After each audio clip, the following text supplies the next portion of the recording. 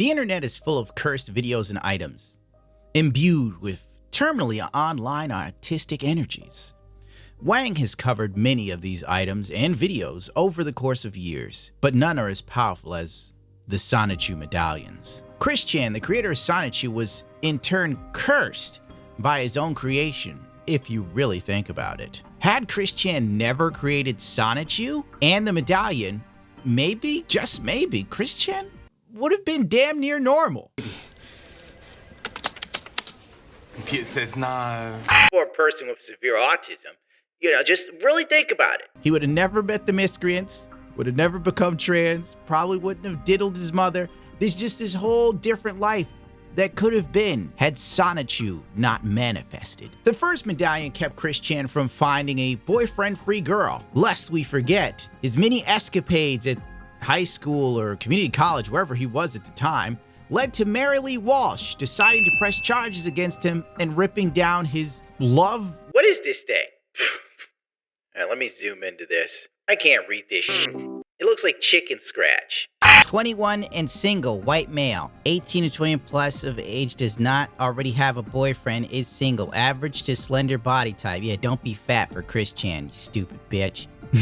White, lives in Charlottesville or Rutgersville area. Does not smoke or drink alcohol. Happy, positive personality. Average to high income.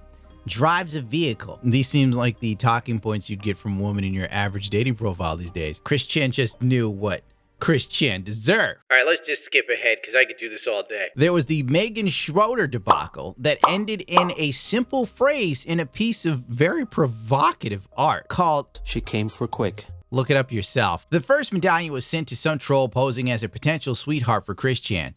It was then destroyed, smashed, and I believe pissed on. The second medallion was broken in half, and Chris Chan was Chris Chan was forced to shove it up his own ass at the demands of a troll known as Blue Spike. Cut it into two.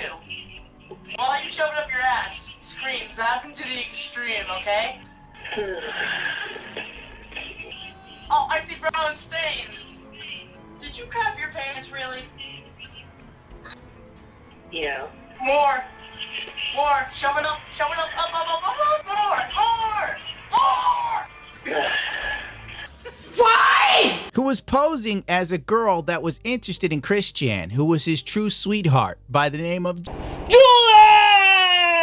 Well, anyway, Blue Spike was threatening Chris Chan that he would give his information to Chris Hansen from To Catch a Predator. This was not optimal for Chris Chan. These are some bad optics. Since Blue Spike was a twisted 14-year-old boy, needless to say, if anything, Blue Spike is probably a serial killer by now. So, with all this information at the fingertips of Chris Hansen, Chris Chan had no other choice but to jam the medallion up his butt. He also shit his pants during the medallion stuffing. I think the miscreants did give Chris Chan back his PSN account, so all's well that ends well, I suppose.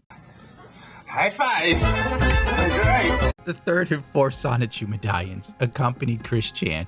One of them actually looked like vomit that was shaped into the head of a Sonic, whatever. These medallions accompanied Chris Chan on many more adventures, like transitioning, spraying a GameStop worker with pepper spray over the Sonic game, where Sonic now had blue arms instead of tan arms. Then there was the famous mom diddling and jail time for said mom bopping. We're just going to skip over the Chris Chan tomboy phase. I mean, Tom girl phase. I can't, dude. I can't. YouTube trans star Chris Chan, 39, is arrested for incest charges after... Oh, boy.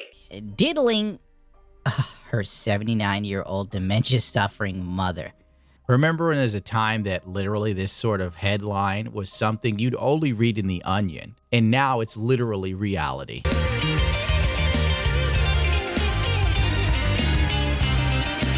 If I were to focus solely on Chris Chan, it could go for hours. So let's move on. Personally, I believe the Sonichu Medallions curse any foolish enough to don it upon their necks.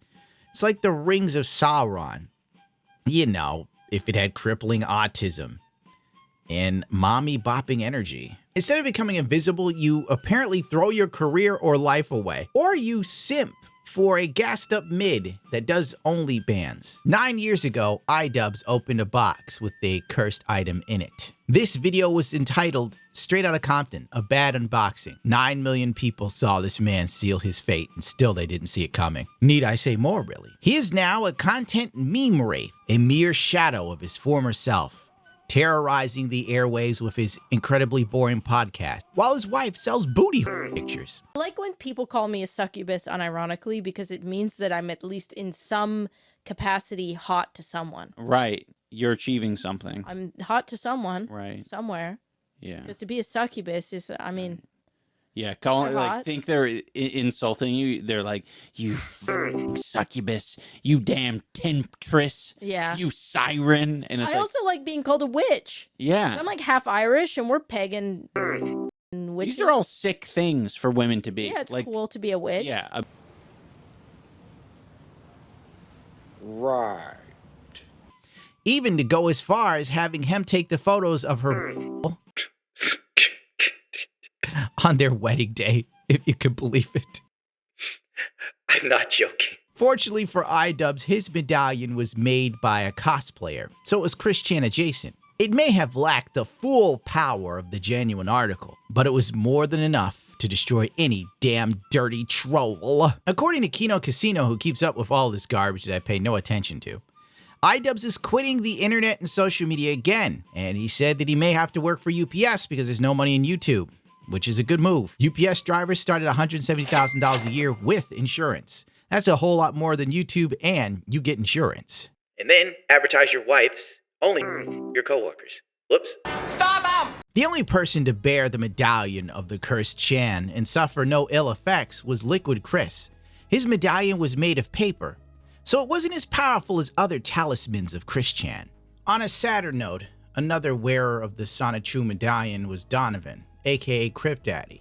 I believe he first started posting the meme of him dressing as Chris Chan in April of 2023. As always, Donovan was funny. Every time he would repost it replying to someone. cripdaddy seemed immortal. I remember one of the last things he said to me. Happened in the same day? Oh, no, not the same day. Well, actually, credit card fraud happened. Right after I got kicked for out of the real? Like, mutual actually? fund. Yes. Never mind. Go ahead. That's fine. Thank I you. give you permission. I always loved interacting with that guy, but sadly, 4 months after posting himself wearing the Sonichu Medallion, he died. Right after doing a collab with JonTron, which arguably was probably the first time a lot of people got exposed to his brand of comedy and saw the genius of his existence. It wasn't really fair. This could be coincidence or truly the curse of the Sonichu Medallion. I then started to look up his medallion and study it. With all the years of autism I had gained from studying Star Wars costumes, and I realized Donovan actually bought a true handmade Sonichu by Chris Chan. Here are some random posts of other people that supposedly suffered ill fates of the Chris Chan medallions, and we can only hope that they're memes. My aunt is trying to determine the value of things my cousin, who bubbled himself with fire a couple weeks ago, owned. This was one of those things. A Sonichu medallion number 36. So this may have been one of the true originals. This cat's owner thought it would be really funny to put a medallion around the cat's neck. The cat then died of kidney failure 2 years later. Coincidence? I sure hope so. Finally, this brings us to the subject at hand. Nick Rekieta, the most recent victim of the Sonichu curse. In October of 2023, Nick was sent an unmarked box with a letter. I got to this anonymous letter, or the anonymous package. It was postage not paid. Like, I had to pay the postage on it to receive it. And the post office like, well, where was it sent from? And it had my address as the return address with me as the sendee, which is not true. And in it had this burned piece of paper, which I feel like I'm going to get serial raped here. It says, the stars are aligned. A new host is chosen.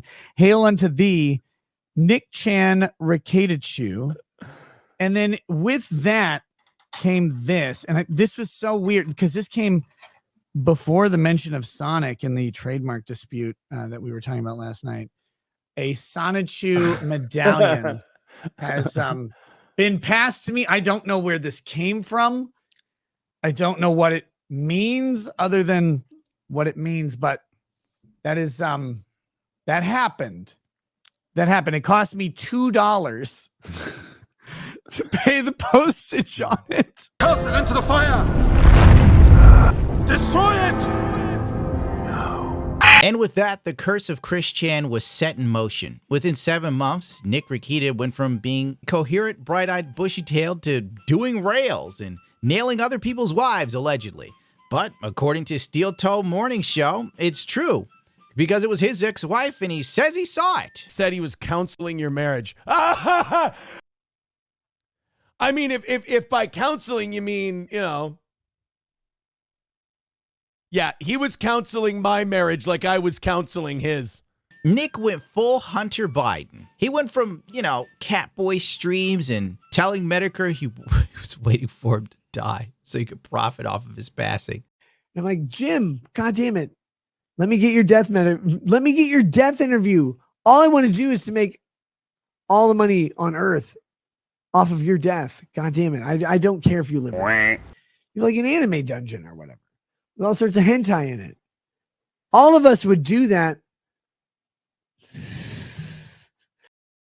And I have to admit, I LOL'd when I saw that clip. I will redeem my one laugh because the Medicore curse is eternal. Thanks for Elisa for censoring the no words. I'm sure Review Tech USA will hold a candlelight vigil when I'm gone. As DSP snorts out loud defiantly, good riddance to bad rubbish. I have another theory. That Nick Rekieta triple cursed himself. Hear me out here, all right? Number 1, Chris Chan's Sonichu curse medallion wearing it, okay? Number 2, the Medicare curse. And finally, the third curse, Dark Side Phil. The unholy trinity. Nick was collecting curses like infinity gems. According to the lore, because I forgot where the video is and I'm not looking for it, Nick Rekieta offered to help DSP sue his trolls pro bono. Have no idea what you're talking about. It sounds like you're trying to get drama stirred up. I don't know what you're talking about, nor do I care. None of that. If you've heard anything, it's completely untrue. Rekieta is a lawyer. Nick Rekieta is a YouTuber. He is a YouTuber. His full-time job is making YouTube videos. Yes, they might have a legal nature, but he's a YouTuber and a streamer. He doesn't sit there at a law firm working all day. What are you talking about? Oh my God. People who are real lawyers actually sit there doing law all day because that's their job. They don't sit there making YouTube videos and streaming. I hate to tell you this. You're sorely mistaken. Nick Rekieta hears this, and later on one of his many drunken streams that I LOL'd at, Nick Rekieta told Darkside Phil to go for himself. I'm serious. I don't care to hunt it down. Shit really hit the fan and blew the coke off the table when the infamous gooning stream / alleged sloppy toppy, depending on who you ask, happened. Kino Casino boosted the audio and heard a woman in the background, supposedly under the table. Then Steel Toe, I don't know the guy's name, Aaron or something, he confirms, basically, that indeed there was a woman there, and under the table, it was his ex-wife, soon-to-be ex-wife, blah, blah, blah, blah, blah, allegedly, don't know, but he said so. And you hear her go, it's still on, meaning the stream, because he didn't stop his stream. And like I said earlier in the show, like, guys, I know, they're like, was somebody else in that room? Like, I know there was, there always is. Meanwhile, while Nick was tasting colors and smelling new sounds, his cheeks were red like old Saint Nick, with a bit of booger sugar on the tip of his dick. Nothing could bring my man down, except for the warrant out on his ass. And as every user knows, the police ramming down your door really harshes your buzz, and it sucks to get that door replaced. Nick returned to the home with law enforcement. He demanded a copy of the warrant. When given a copy, he looked at it and threw it on the ground. I honest to God pictured Nick Rekieta getting the warrant and having the same energy as a black woman that was on Pierce Morgan like a month ago. It's too early in the morning, Pierce! This is too early! Within hours of the arrest, Nick Rekieta was on everybody's lips and a fifth of Jack was on his.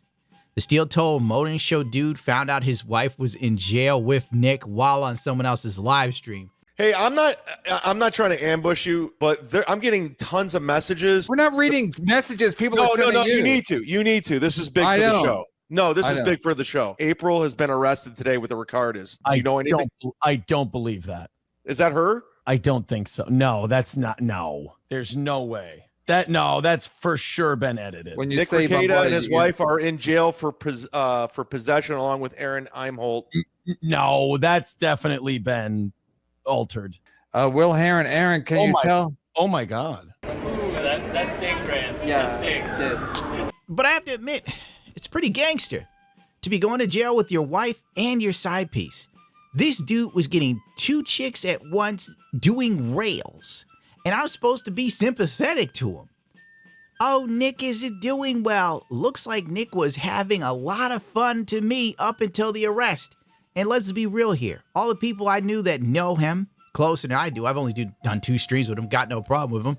Apparently people have been trying to talk him down for a while. Frankly, Nick Rekieta was living like a rock star. This was exclusive to dudes who knew how to rip a badass solo for generations. The rest of us can only dream of such action. This got so big, some dude who did ghost whispering on TikTok started weighing in. I don't know what the hell. He says Nick Rekieta's possessed by demons. This guy, because I guess he's an alcoholic. At one point, he put a necklace on, and I guess there's some theories out there that it was cursed, and could that do anything?